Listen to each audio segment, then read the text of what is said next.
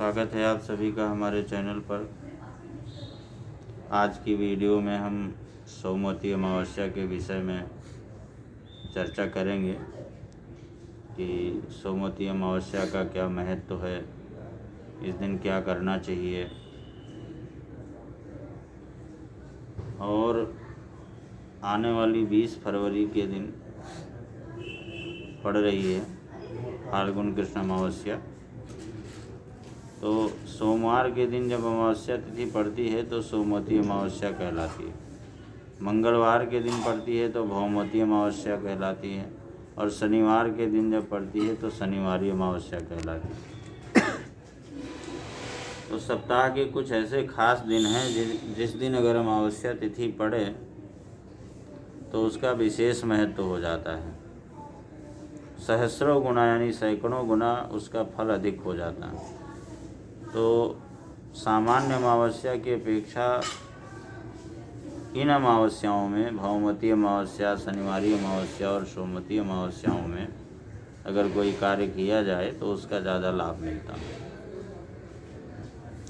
इस बार ऐसा ही कुछ संयोग बन रहा है और सोमवती होने के साथ साथ में इस दिन शिव योग भी पड़ रहा है। तो सोमवती होने के कारण चंद्रदेव का तो प्रभाव रहेगा ही रहेगा, साथ में भगवान शिव की भी कृपा होगी। जो भी इस दिन कोई पूजन दान आदि करेगा उससे शंकर जी की भी कृपा प्राप्त होगी। तो वैसे तो प्रायः सभी लोग जानते हैं कि अमावस्या तिथि पितरों की तिथि होती है, पितरों के निमित्त होती है। इस दिन कोई भी दान पुण्य, तर्पण, यज्ञ, स्नान आदि किया जाता है तो उससे खास करके पितरों की मुक्ति होती है और पितरों का आशीर्वाद प्राप्त होता है। इस दिन स्नान दान के महत्व के साथ साथ में पितरों के निमित्त पिंडदान, तर्पण और उनके निमित्त ब्राह्मण भोजन ये सब कराने की परंपरा है। ऐसा करने से पितरों को संतुष्टि प्राप्त होती है और परिवार के ऊपर उनकी कृपा दृष्टि बनती है। इस बार जो एक तो सोमवार का दिन, दूसरे शिव योग पड़ने से ये अमावस्या बहुत ही खास होगी और इस अमावस्या के लिए सुबह स्नान दान का जो मुहूर्त है वो प्रातः 7 बजे से लेकर के 8:25 के मध्य का बहुत ही श्रेष्ठ मुहूर्त है। इस दौरान स्नान दान इत्यादि करा जाए तो मुहूर्त के अनुसार उससे मिलने वाला लाभ जो है कई गुना अधिक होगा। साथ साथ में इस दिन कुछ ऐसे विशेष कार्य हैं जिनको करने से कुछ विशेष चीज़ों से, विशेष समस्याओं से छुटकारा मिलता है। जैसे अगर किसी के यहाँ पितृदोष है, पितरों की मुक्ति प्राप्त करने का उद्देश्य है और पितृदोष के कारण घर में कलह कलेश रहता है, उन्नति तरक्की में व्यवधान होता है, मानसिक परेशानी होती है, पारिवारिक विवाद होता है, तो ऐसे व्यक्ति को इस दिन उससे संबंधित उपाय करने से बहुत ज़्यादा लाभ मिलेगा।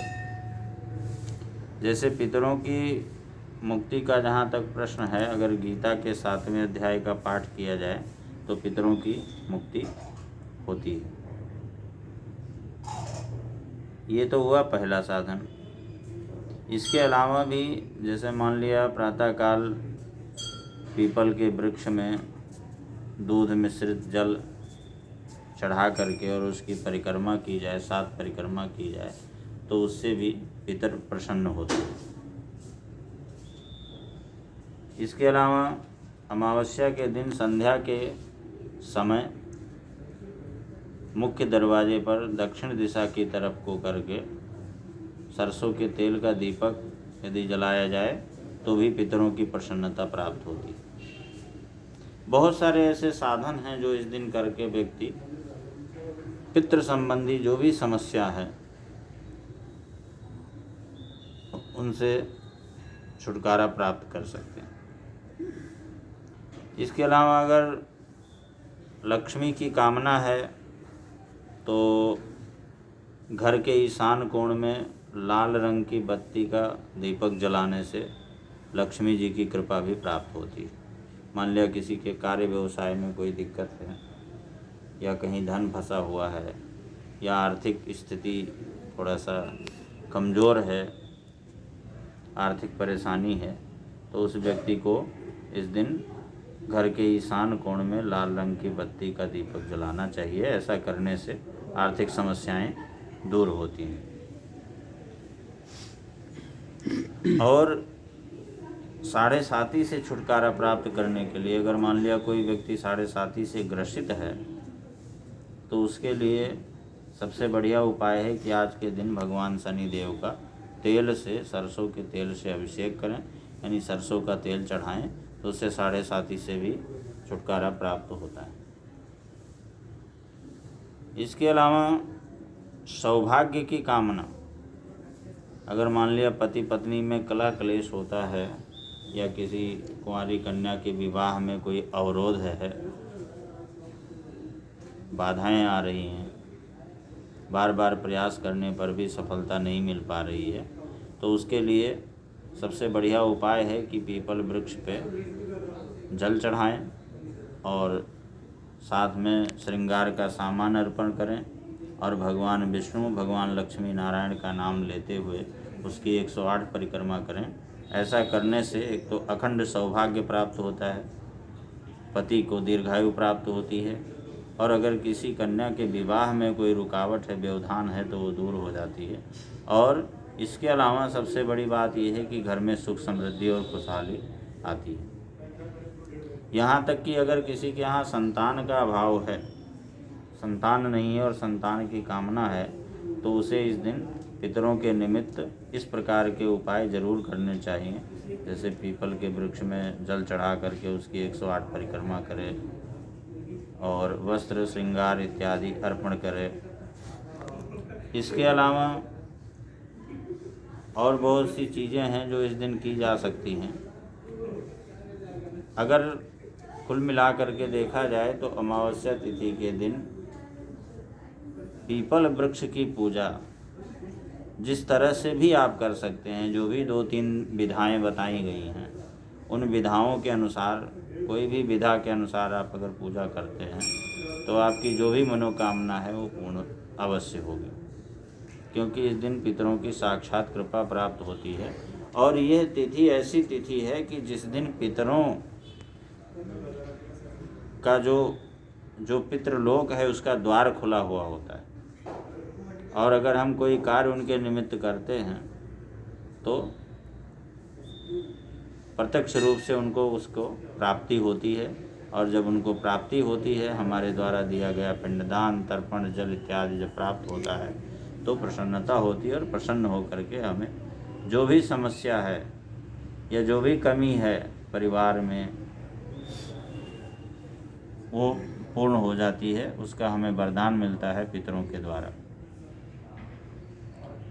और जब ऐसे किसी खास दिन पड़ जाए तो उसका महत्व और भी ज़्यादा हो जाता है। अगर किसी के यहाँ मान लो पति का स्वास्थ्य नहीं अच्छा होता है या घर में किसी को बीमारी है, तो उसे भी आज के दिन पीपल वृक्ष की सेवा करनी चाहिए। और अगर हो सके तो जिसको संतान की कामना है वो आज के दिन पीपल वृक्ष का रोपण करे, पीपल वृक्ष लगाए और उसकी सेवा करे, बच्चों की तरह उसकी सेवा करे। ऐसा करने से धीरे धीरे संतान प्राप्ति का भी योग बन जाता है।